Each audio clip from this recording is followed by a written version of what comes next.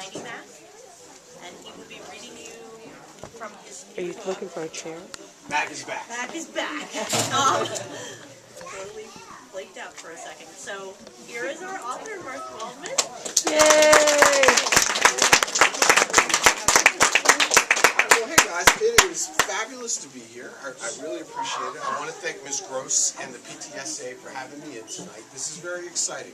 I always enjoy coming to schools, and I enjoy speaking to kids, and I love hearing your questions. And I'm going to talk for a few minutes, and then every question that you want to ask, I will try to answer for you. Does that sound like a good deal? Fantastic. Okay. Well, what do you want to be? What do you want to be when you grow up? What do you want to be? Go ahead. Sports writer. Sports writer. Excellent. What do you want to be when you grow up? Veterinarian. Okay. What do you want to be? Professional soccer player. Get me tickets. Go ahead. Paleontologist. A paleontologist. Excellent. Graffiti artist. Okay. A teacher. Terrific. Thank you. Terrific. Well, when I grew up, I wanted to be a professional basketball player. But there was just one problem with that. I was so bad. I wasn't terrible. I was terrible. So I couldn't live up to terrible. That's how bad I was.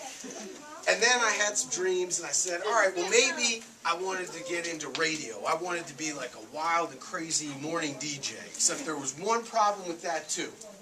I couldn't get a job anywhere. Couldn't do it.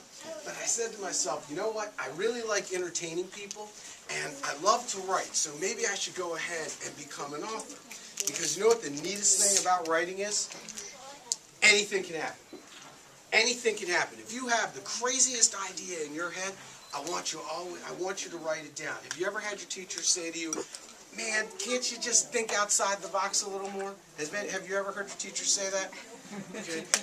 I've never had that problem. I've always thought outside the box. As a matter of fact, I've thought outside the box so much that my teacher said to me, hey, Mark, you might want to go inside the box a little, just a little bit. Okay, just a little bit. So I decided I wanted to become a writer. And I decided I wanted to become a teacher, and I wanted to become a writer. And one of the things that I wanted to do was I like to entertain people. Because when you're writing a book, that's just another way to get out and try to make people laugh, or try to make people think, and try to make people, think about the things that are possible. Because again, anytime you want to write something down, it's possible. Right off the bat, I know Ms. Gross said that people might have some questions. And I'm going to talk for a couple minutes. I'll answer some questions. I'm going to read the book. I'll talk for a little bit more, and then we'll go there. Does anybody have questions right off the bat? Go ahead. Are you going to write a third book? Yes. My third book is called Mac and Cheese. All of my books so far, all of my book titles are going to have, the main character's name is McKinley Arthur Coolidge, a.k.a. Mighty Mac. The reason how people ask me all the time, how'd you come up with the name Mac? And there's two reasons. The first thing is that, how many times have you read a book and the characters have a really cool nickname? Okay. Well, I was looking for that. So I wanted to have a character with a cool nickname, but the truth is that my name is Marc, M-A-R-C, and my dad is a very funny guy, and he likes to bust my chops. And my dad used to have a dog named Mac, and my dad said that when I was born, that it was Mac on the birth certificate, that he was going to name me after his dog, but my mom got in there at the last second and inserted the R. So I wanted, kind of as a joke, sort of between my father and I wanted to get the name Mac on all the covers. Anybody else? Any questions before I read? Go ahead. Well, that's neat. I was going to talk about that later, but let's get to it now. One of the things I said earlier is that when you write, you can write about anything. I've always wanted to be able to fly. How many people have you ever just wanted to fly through the air? I hope everybody's hands go up. I'm 42 years old. I know I don't look it, well maybe with the ball, but I know I don't look it, but I always think real young, and I always wanted to fly. I still to this day, I have a 4-year-old son named Jake, and my daughter's name is Sarah. And I put them on my shoulders all the time, and we just run through the house. And the best part is we'll fly around and then we crash. So I wanted to have a character who could fly. Go ahead. anything can happen. In Mac and Cheese, there is no magic, and in the fourth book, which I'm trying to figure out the name for it right now, it's either going to be called The Book of Mac or Mac Attack. I can't decide yet. I'm a little ways off from doing that. It could happen. As of right now, no. I kind of envision Mac as a hero like Spider-Man or Superman, where they're the only character that has the magical powers, and and nobody else around them does. So I don't know if I'm going to go the magic route, because Harry Potter was so famous. I don't want to be I don't want people to think I'm ripping that off. Go ahead. Can I do magic? Do you have $1? If you have $1, I can make it disappear for you. Okay, go ahead. Don't do it, Prince. Yes, I do, and I'm not going to share them. So I'll talk about the Mac series right now. But I do have I have another project that I'm going to start working on soon. Go ahead. You said you wanted to be a basketball player. I did. Did you watch basketball? And if you did, did you have like a role model or? Well, I watch basketball all the time. I idolized a guy named Dr. J when I was a young man, when I was your age. Okay, I can remember in 6th grade when the Sixers won the NBA title. I stayed up listening to the games on the radio to hear them beat the Lakers. It was really exciting. So let me read, first of all, I just put my book right here. So in this first chapter, again, like I was telling you, I really like action and adventure. And when you go out and you start writing, you're going to hear all kinds of crazy advice. Like sometimes you hear people say, write about what you know. Write about, only write about, stick to things that which you're an expert on. Well, I think that's hooey. I think if you have a great idea, write about it. If you think it could be a lot of fun, write about it. I've never flown under my own power. But I thought that, well, I've daydreamed it enough, I've watched enough movies, I've watched enough of the Superman movies that I can think about, that I can maybe make it happen. Well, all of my books take place here in the area, and if you read them, I use Lake Forest Mall, I use Montgomery Mall, I use Wood Middle School. I actually, coming up in the next book is going to be a guy, I use people's names that I know. There's going to be a character named Joshua Jacobs. Sorry, because Jacob Joshua's didn't work, but Joshua Jacobs does work. So I like to use people that I can relate to. So here is, this is a chapter about, in this book, the main character, one of the bad guys, evil villain, is a guy named Santa Claus. Again, because I have a messed up imagination, so I wanted to make Santa Claus a bad guy. All right? So I figured, well, what's he hiding behind the beard? Anyway, so I decided I was going to have Santa Claus. He's going to kidnap his presents. And Mac is at Lake Forest Mall, and he kind of stumbles into Santa. So people were screaming, and somebody has just been, Santa Claus has just snagged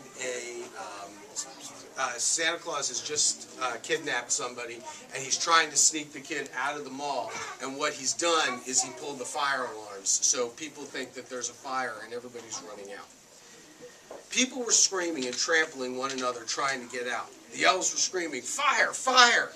Who wouldn't believe Santa and his elves? Nobody noticed the little boy Santa had by the arm, screaming his head off. The kid fit in with everyone else yelling. I watched Santa dragging the child towards one of the department stores. 2 of his elves stood there waiting to help. I ran along the 2nd level of the store. Too many people were running below me and blocking all of the escalators. But I had an idea. Glenn and I had come in through this entrance earlier. Charging into the department store, I darted over to the escalators. Above my head hung a very large banner welcoming everyone to the holiday season, inviting them to ask any associate for any help needed. Below me, I spotted Santa and his elves. They were moving quickly but calmly toward the exit with the boy in between them. Nobody noticed them. If anything, people saw Santa helping a young person get out of harm's way. I stood over to the side. Someone grabbed my arm. Hey, kid, what are you doing? There's a fire. This is no time to be playing games. You have to get out of here. Your sign says to ask if a person needs help. Confused, the store sales associate said, yes, but I am helping you. Get outside now. I need to borrow your sign. Confused, the guy asked, you need to what? The kidnappers were too close to the exit, and I couldn't argue with this guy anymore. I pushed him away, hopped onto the balcony, and jumped, grabbing the sign. Knowing I couldn't fly, the banner made a good substitute. Using it like Tarzan, I swung down from the top level, charging towards Santa and his elves, air rushing by my face with the floor fast approaching. Right before hitting, I let go and arched my body like a pro wrestler doing a cross-body block off the top rope. What the? An elf gasped as I came right down on top of him, ramming his head into the ground. I had too much momentum, though, and he kept going until the ladies' underwear display stopped me. Santa stopped momentarily and saw me. He pushed the other elf toward me and barked, "Take care of that kid." I shook off some purple and red undergarments from my head. The elf charged, the knife in his hand glistening in the light. Sidestepping him, I blocked the knife as he thrust it. I swiped down on his wrist, knocking it away, and followed up with a vicious shot to his stomach, doubling him over. "You two, break it up," commanded the security guard.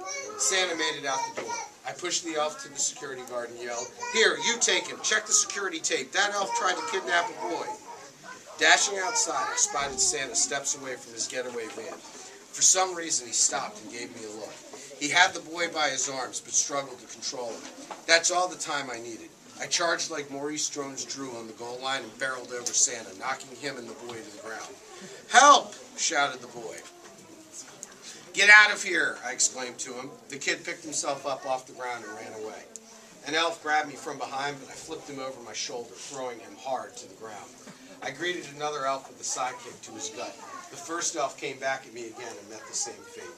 Santa sat in the driver's seat of his van. After I finished, the second elf took off. I looked at him. We were only 10 feet away, staring at one another. Even with his beard and hat on, the guy sort of looked familiar.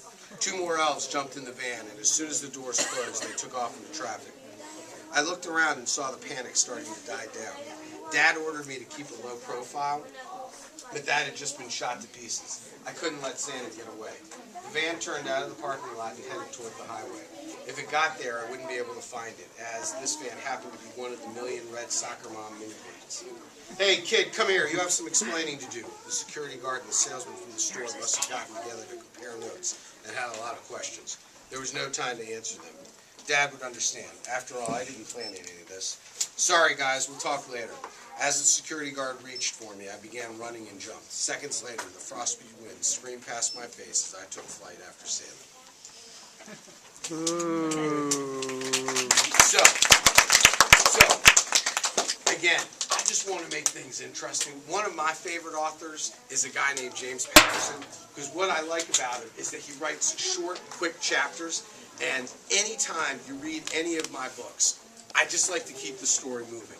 I don't have a lot of extra details. I just kind of get to the point and keep moving and moving and moving and moving and moving. Questions? Questions about any of the books? Go ahead.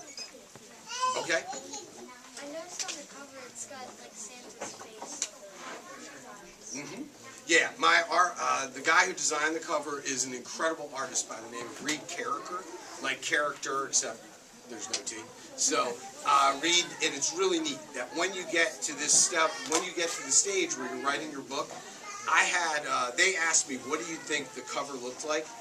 And I told Reed, this is really exactly what I envisioned, and it's so cool. This guy is so talented. He can draw anything.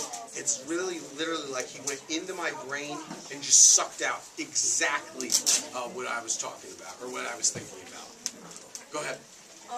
Well, I can't find it now, but the last time I was reading this, I noticed some typos. Yeah, there are. It happens. Well, it's one of those neat deals is that, you see, I'm an English teacher, but one of my worst things, and I get on my students about proofreading all the time, it's hard to proofread your own work. And for the first book, we went without an editor for some reason. And I proofread, a couple other people proofread, and sometimes typos happen. It happens. It did, you know, the story didn't change, so that was the good part about it. Did any of your life experience have to do with the book? Oh, absolutely. Mr. Levine is in the back, and Mr. Levine and I went to high school together. And Mr. Levine recognized the names. That there's one of the girls, the main character, Lynn. I was in love with her from 7th grade till 12th grade. Don't tell my wife. I was in love with Lynn from 7th grade all throughout high school. So I figured this would be a good time that I could write about Lynn and nobody would really ever know about it. So, except for Mr. Levine, who may or may not recognize. Go ahead. I noticed that you used the running back Maurice Jones-Drew. Why did you use him out of every single? Because you knew who he was. And because as I try to use names in the book and I use places that I think people can relate to. That's why I make some pro wrestling references. I use NFL players because I think people know their names. That's why. Anybody else? Questions? No. Okay. Well, again, I wanted to share with you a couple more maybe passages from the book. I told you earlier that we mentioned about Santa flying, and one of the things again is that anything can happen. So I thought it might be neat. What if Santa Claus, this great hero that everybody loves, Santa Claus, stole an airplane? And not only did he steal an airplane, he stole a top secret military plane. It's like a horseless sleigh. Okay, so in this scene, Mac is chasing Santa Claus all throughout the Washington D.C. area, and he's got to stop him, and he has to try to get this sleigh back. Santa's sleigh flew like an airplane. It had a sleek design, but somehow I could keep up with it. My mom, a scientist at George Washington University, had modified my suit to adjust to the cold, so the elements weren't a factor. As we crossed into Washington, D.C., I caught up to him, and that's when things really got crazy. Buildings shot by us. At the last possible second, Santa would steer the sled away, barely missing the buildings, and look back to see if I had gone crashing into a window. Eventually, I caught them. As I landed on the sled, I came in swinging, knocking the elf temporarily out cold. I put Santa in a headlock and tried to go for the joystick. Real quick, somebody asked me earlier, is this based on any life experiences? I am one of the all-time biggest wimps. My family emblem, like, you have the family, like, what's Diamond Elementary? What's your mascot? The Diamond Elementary Dolphin. Mine, we're the Waldman chickens. Okay, so I've never gotten into, I'm a wimp. I'm a wimp, but I always loved those big tough guys. So I decided that Mac, in the first book, Mac kind of learns how to handle himself a little bit. And I decided that since it's a novel and since I kind of am Mac, I'm going to make Mac a tough guy. Santa roared, "I'm going to finish you, you little punk." He landed a glancing blow, but he couldn't get much behind it. "And I'm putting you in jail," I retorted. Suddenly, Santa let go of the joystick. I fell into his lap, and he shifted his body, throwing me off the side. Right as I went over, I grabbed the handle and pulled myself back in. Santa looked over, his eyes bored into me, and then he looked straight ahead. We were heading right for the Washington Monument. Santa maneuvered the craft to the right. In less than 5 seconds, I'd be smashed like a bug on a windshield. I let go and went into a free fall. Santa turned the ship around to come back and finish the job. Right before I hit the ground, it would have appeared that I hit the brakes. In the distance, I heard someone yell, "How did he do that?" But he couldn't stick around to explain. I shot up like a grenade from a rocket launcher to meet Santa in the sky. Swerving to my right, he just missed me, but this time he kept going, and I stayed after him. We crossed over the Potomac into Virginia. "Did you miss me?" I yelled as I landed on board again. I slammed my fist into the elf's face, making him loopy. Santa, stunned, let go of the joystick and came to fight me. We exchanged blows, and he actually landed a couple of good shots, knocking me backwards into the side. My head bounced off the cold metal, and I went down momentarily. For a guy who plays the role of an apparent old man, he could pack quite a punch. I quickly shook out the cobwebs. And now I want to just kind of fast forward. Santa has abandoned the aircraft, and it's just Mac all by himself, alone. But there's just one problem. Mac doesn't know how to fly a ship. "Unknown aircraft, this is the flight deck at Dulles International. Do you copy?" a voice demanded. I must have turned on a flight radio that Santa Claus forgot to disable. I quickly put on a headset that had been lying on the seat. I punched a button and started speaking quickly. "Yes, I copy. I have an out-of-control military aircraft that was stolen a couple of weeks ago. I don't know how to fly it." "Is this a joke? Who is this? Are you a kid? How do you know you're flying a stolen plane? What in the world are you doing?" the air traffic controller asked. I shouted, "None of these questions are important. I will tell you that I watch the news. The only thing I need help with is landing this sleigh." In the distance, I could make out the runway lights at Dulles. "If I pull up on the joystick, will the craft go down?" "In theory, yes. Who are you?" I eased off the joystick, and the nose of the craft picked up. I could feel the sleigh going down. "Kid, you can't land on that runway." If only he had told me that 20 seconds earlier. I bounced the sleigh off the ground, only to see the largest airplane ever made coming down the runway at me. "Swerve, kid, swerve!" shrieked the air traffic controller. I yanked the joystick to the left as hard as I could. Nothing happened. I had no idea where the brakes were on this thing. I looked up and saw the plane barreling down on me. I could have just jumped out, but didn't want to find out what would happen if the airplane collided with the sleigh. Who knows how many people would be hurt or worse. With all my might, I pulled down on the joystick again. This time the craft swerved to the left, out of harm's way, as I heard the roar of the jet engine pass by me, seemingly inches away. In the distance, I saw fire engines coming my way. I didn't feel like hanging around and answering questions. I did a quick self-check, felt I hadn't broken anything, inhaled a deep breath, and took off for home as the first fire truck arrived. Questions?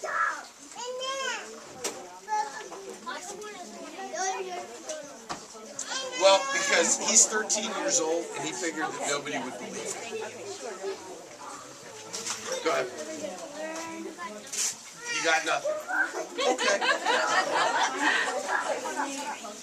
I'm sorry?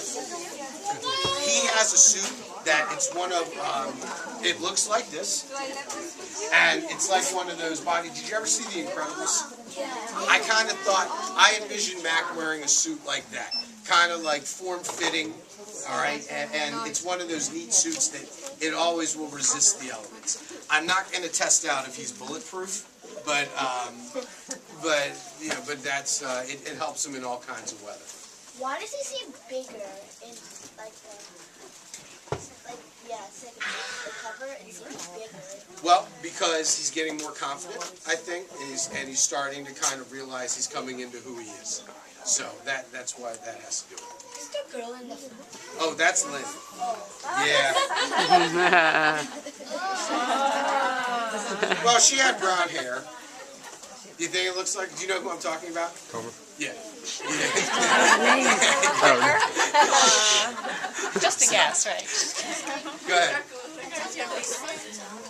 Santa's in the background. Santa's in the background. Well, he's in the. I guess he kind of looks black, but he's just kind of in the sky. So I never really thought about it. Sort of. Anybody else? Questions about how to write a book, what to do? Questions about this book? Go How ahead. do you make a book interesting? Well, you want to know, that's actually a good question. One of the things that I did, I teach 8th grade, and I have to tell you that one of the backing up for a second, I've never had a problem with people saying no to me, and I sent the book out forever. I sent it out to 118 agents to try to get representation. Okay, guess how many people said no? Almost everyone. Give me a no. 100,000. Well, no, because I only said it. I was going to say 117. 185. No, 117 people said no to me. All you need is one. That's a lot of no's. So I was fortunate enough. I'm not going to use the word lucky because I don't believe I was lucky. I worked hard. I was fortunate enough to get an agent, and from there my agent tried selling the book. And this is a long answer to your question. Originally I couldn't sell it, and what I finally decided, it hit me, is that I teach, at the time I taught 8th grade, and I work with my audience. Who better to ask? So I took 4 students who I knew would tell me the truth if something didn't work. They read the book. They gave me, let's say, 20, 25 suggestions. I used most of them, and then I didn't have time, but I had to rewrite it, because when you want something bad enough and you're dreaming it, time isn't an issue.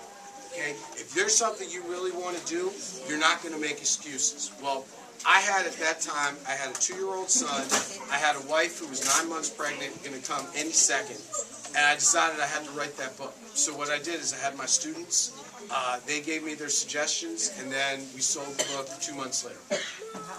Wow. Do you have any tips on how to keep a story going? Because I start stories all the time, and because I have an idea for it, but then I can't figure out how to get to that idea, and then I just stop. Well, the first thing is write. That's a great question. Write everything out. Write it out. Write it out. And then ask yourself, is it, you said a great thing there. How do I keep it going? Ask yourself that. Am I keeping it going? Or am I just repeating myself? If you always try to write, I heard a guy named Rick Riley, who's a columnist now for ESPN. He said, I always try to write a line that nobody's ever written before. So if you keep writing something that you know is new and you're keeping it moving, then you know you've got a good story.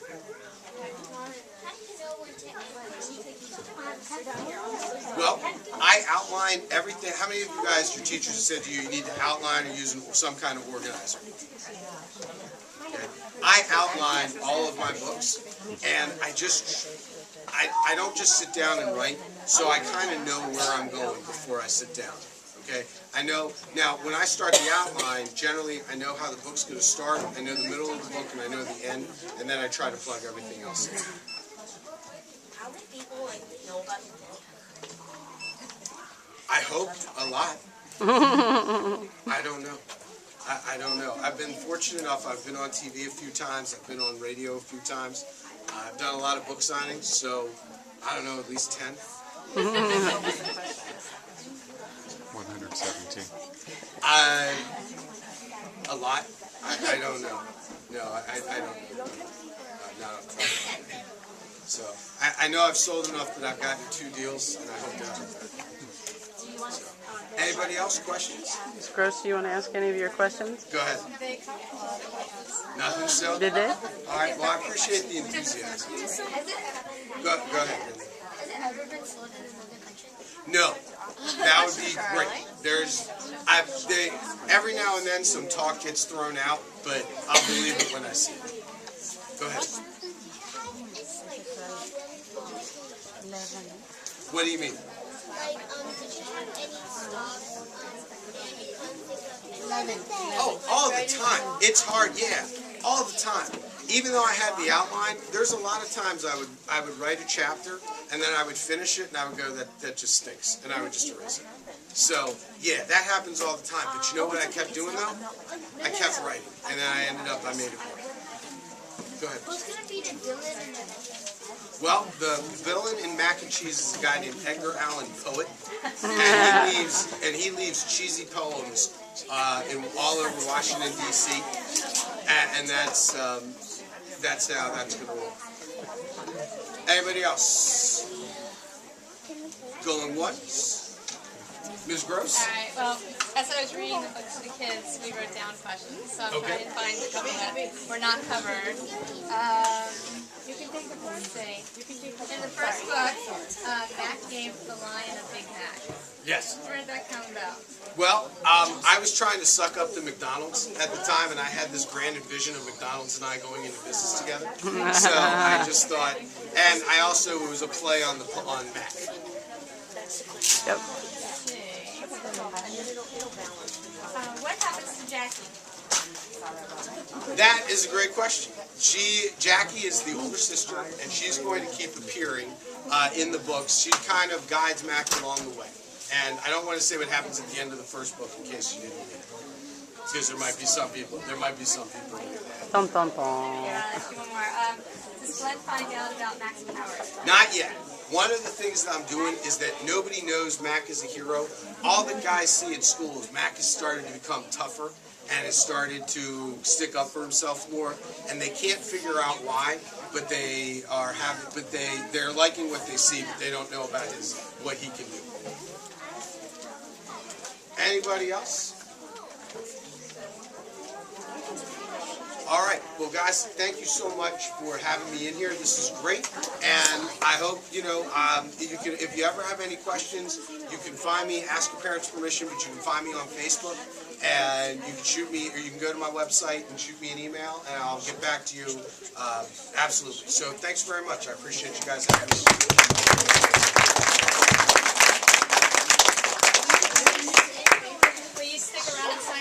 Sure, absolutely. If you have a book, I'll be happy to sign. All right.